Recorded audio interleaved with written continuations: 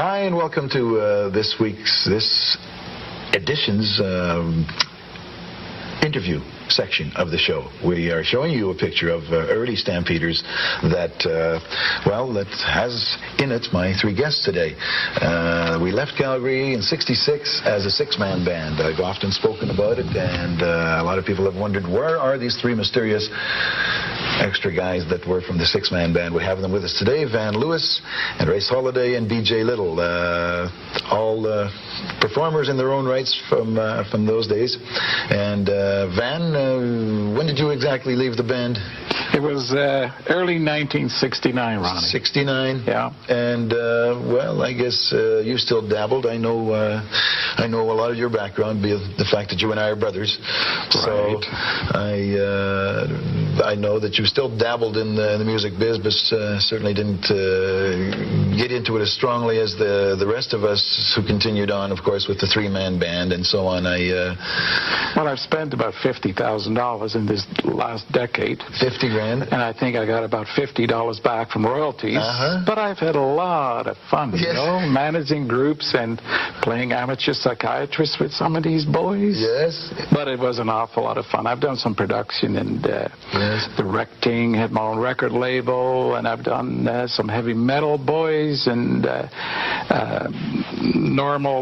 your normal run-of-the-mill type music, and as well as my own. I did some recording in Toronto at Round Sound with Bob Federer and Dominic Triano, the guitar player, and we did Pretty Woman. Yeah. And as soon as I was going to put it out, Pretty Woman, on my own label, along with Mel Shaw's label, MWC, the David Lee Roth came out with it. And, of course, it was a little bit raunchier than what I had in mind, so I sort of let it go. I came out with a couple of songs, Solitary Feeling. I had a song out in a movie, Tony Cromwriter's movie, All in Good Taste. Had a lot of fun, but I'm in real estate right now, still in music, but real estate makes me definitely my bread and butter.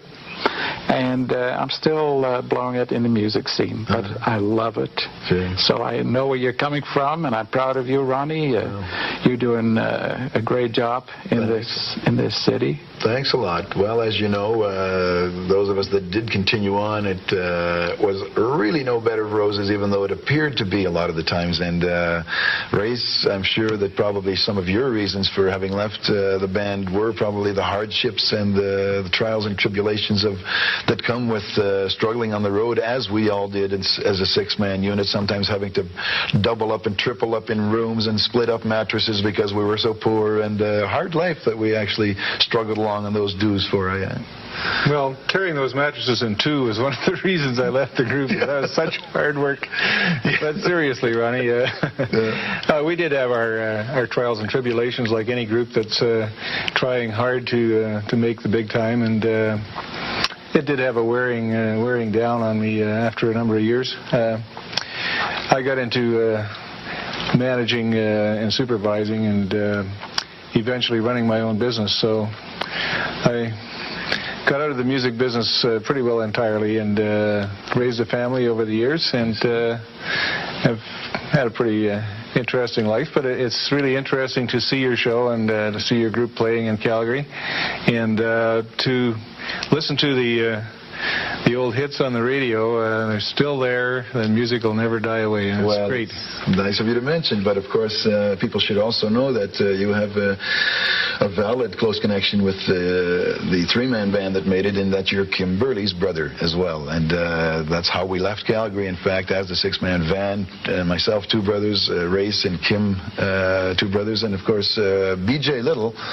Weren't you related to Richard Dodson in some way, shape, or form? Somehow I've since forgotten.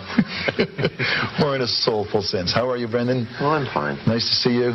To set the record straight, yes, being one of the original Stampeders, I did quit the band twice. Not many guys can claim that, but having been the original bass player for the first 2 or 3 years, 2.5, 3 years, yes. Then came back to Calgary and then went back to Toronto in the early 70s and hung around on weekends with you guys, and then did eventually become your somewhat of a road manager, working with Mel in Toronto, setting up your bookings, promotions for the next tour or whatever. And a marvelous job you did. I recall that vividly, you working out of our office.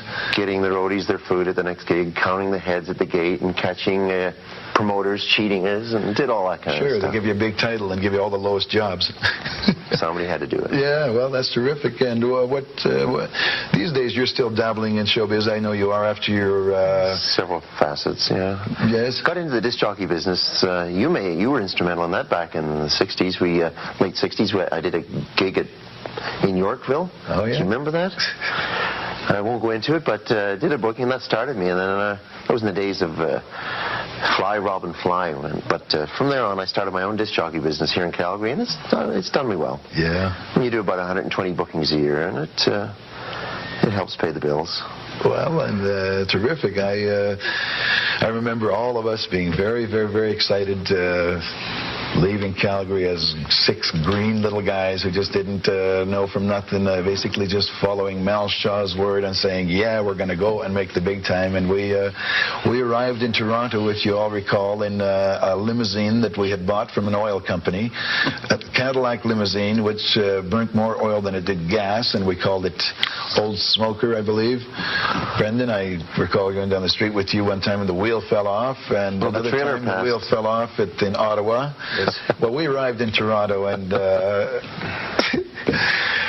it was just big time to us, because we first drove down Yonge Street and saw the big neon lights of Sam the Record Man and A&A Records, and this was Las Vegas to us, and then got to go to Yorkville, the village where we were to be playing at the patio. The El Patio nightclub and so on else, and I'm sure you, as I do, have vivid memories of that, and so I don't know. Well, you could almost see the audience through the smoke. Almost in those days. Well, I remember, of course, the Poppers, who turned into Lighthouse. Gordon Lightfoot used to play across the street. David Clayton Thomas. I called him Tom. You called him Tom. My goodness. I was talking to him, and I said, well, we'll see you later, Tom. Yeah. Quite funny. Joni Mitchell across the street, David Clayton Thomas, all these people, you used to just see him for $1.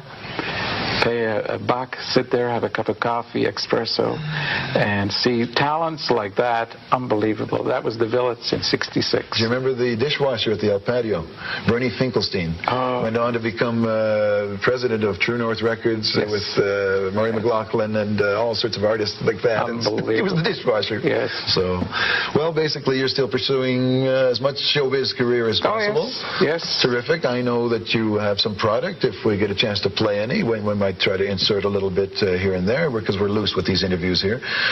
Race, yourself, just continue on with your business life, I see, and obviously making money at it with this beautiful suit you have, which I can't afford, but you can, so...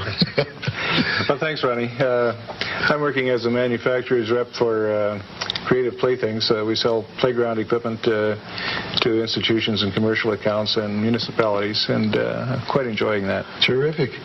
PJ, you were just recently in Los Angeles. Yes, took the chance of my life, went down to LA for 3 or 4 weeks. To promote and try to sell? My first screenplay. I've come up with 6 or 7 good movie ideas, concepts for development for movies, and have written 3 treatments, and now my first screenplay. So I was down there knocking on doors, meeting agents, asking the right and sometimes the wrong questions. Yes. Got into Warner Brothers in Burbank, and they gave me 45 minutes to let me make my pitch. So it's all in all, everything that I did in LA to help me getting ready for my next step. Terrific. I'm doing a big mailing in the end of this month. Sensational. Well, who knows? Maybe we can just one day plan some kind of a mass recording session of some sort. I've got this song written that we could all maybe kick around on. But meanwhile, I had tried my darndest to see whether any of the boys felt like performing, even though they all are very, very talented in their own right. They said, well, it's been a few years and all that kind of stuff. Who knows? The night of the show, which is still to be taped, and hope that you're all going to be there enjoying us, of course. Who knows? Perhaps we'll get the guys up and kick along and jam with 1 or 2 of the songs. I very much enjoyed interviewing Mr. Van Lewis, Race Holiday, and B.J. Lyttle, and we thank you, gentlemen, very, very much for coming and appearing on Ronnie King Live 5. Thanks, Ronnie. Thank you.